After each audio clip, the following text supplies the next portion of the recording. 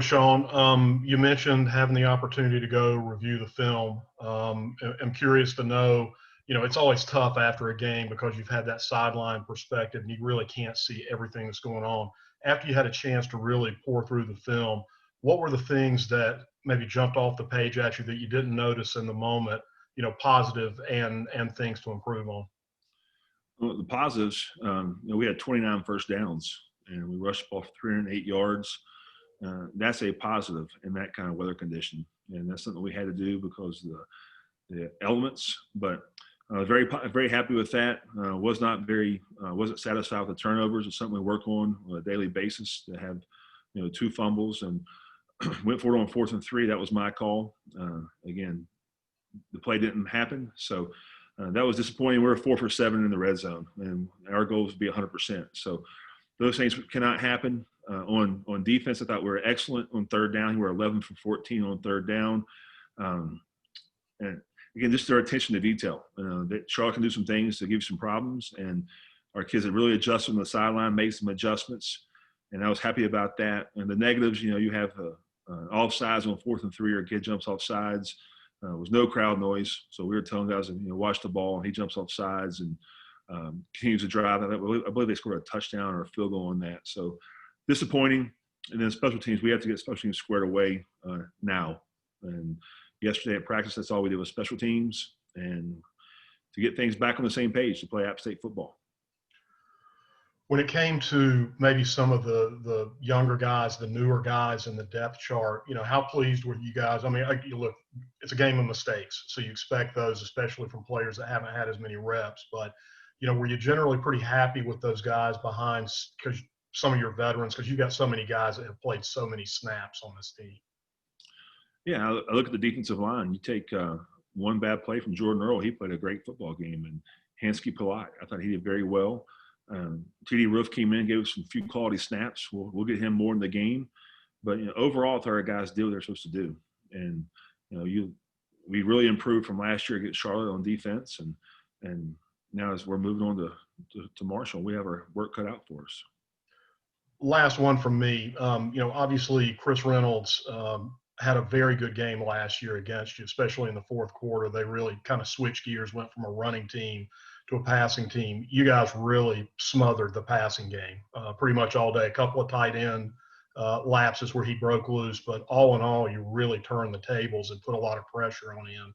Was there anything in particular that you took away from last year's game that you applied to this year's that you thought maybe created some extra problems for him?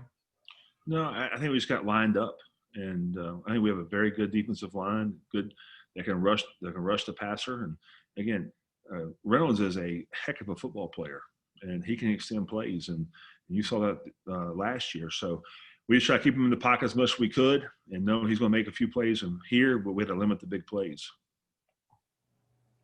Okay, next we'll go to Mike Solarte from Spectrum News. Thanks, guys. Coach, the celebration after the 24-hour rule, you guys have moved on from Charlotte. Where does it begin now this week with Marshall? It started at 7 o'clock Sunday morning. I had a chance to come in and watch the tape, start getting ready for Marshall. Then went to church and came back, and it was Marshall from noon yesterday to about 11:45 last night. And again, in this business, you have a short memory. If you win, you move on. If you lose, you move on. We were fortunate enough to win, but all of our attention's on Marshall now.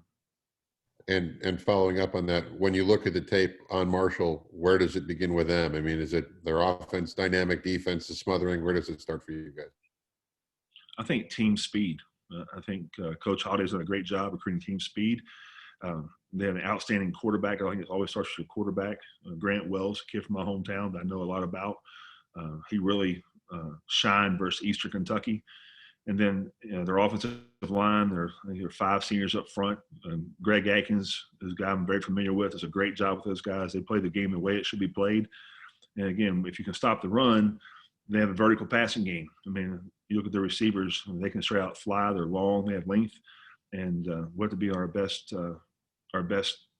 We have to be very good to stop them, put it that way. All right, next we'll take a question from Bret Strelow. Nice. Coach, just obviously having grown up not far from Huntington or not too far, just what kind of fond memories do you have just kind of generally returning to a pretty similar area that you're familiar with? And what's your tutor's go-to order? I'm going to treat all y'all to a tutor's biscuit Saturday morning. Come by and see me. No, but again, it's a chance to go back home, place to I have a lot of respect for that state and the people in that state. Outside of Appalachian State, the only schools I look at are Marshall and West Virginia. So a lot of respect for those guys. But fond memories, I was at the 92 national championship game as a junior in high school when I went to the 96 national championship game down there. And when they had Randy Moss and Chad Pennington, I believe was the quarterback. But a lot of great memories, a lot of good people down there. The 94 game here, we played them in the rain. And Johnny Smith had a pick six to seal the game. And then you go back to 1995, we played in Huntington. They were number 1, we were number 3. And we win a 10-3 game, tight, close game of how physical the game was, how rowdy their fans are. They have some great fans down in Huntington. And then we ran 19 G-load. Scott Satterfield scores in the fourth quarter, and we win the game. So a lot of great memories and very excited about this game. Okay, we'll go back to Ethan Joyce. A few more for you, Shawn. Kind of going off that, as far as family goes, I know Charleston's about an hour out from Huntington. So, who are you looking at that's going to maybe be there to watch you coach in a game that wasn't originally scheduled for this year? So you get to go home a lot sooner. Well, I've gotten a lot of phone calls here lately.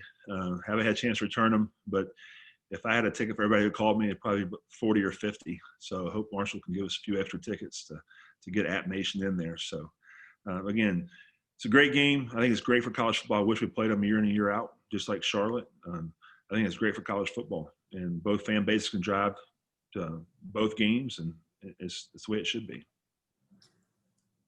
Tony obviously has a connection to that program as well, and I know he would have been a player, probably, I guess, when you would have been starting high school. Do you remember, watching Tony play, or were you aware of Tony as a player when he was at Marshall? No, he's a legend. He was in Old Fairfield Stadium. I believe it was number 14. I believe it was his number. But, that was an easy trip for when I was a kid. My dad would take me down to the games in Huntington, and you wore your green and white. But Tony was a great player in his time. He thinks he's still pretty good. But I remember him vividly. You mentioned their quarterback. He got his first start last week, or I guess 2 weeks ago. How do you go about preparing for a QB when you really have that one game of full experience from them to look at? Well, the tape doesn't lie. I think he is, if he performs like he did last year, he's one of the top quarterbacks in the country. And again, it's a kid that I've known that we recruited here some at App. And just because it is my high school, so I know a lot about him, I know what kind of person he is, and the tape speaks for itself. I mean, he was slicing and dicing Eastern Kentucky, and we'll have our work cut out for us. All right, we'll take one from Kenneth Reece. We'll talk online. Hey, Coach, what does it mean for the team to still be ranked and even moving up in some rankings? And that's all good, but really it matters at the end of the season. And our goal is to be 1-0. And I told him yesterday in our team meeting that the Charlotte game's gone, and we reached our goal about being 1-0. And we'll go week by week. And again, playing Marshall, our goal is to be 1-0. We'll keep it here in the present, and let the future hold what it holds.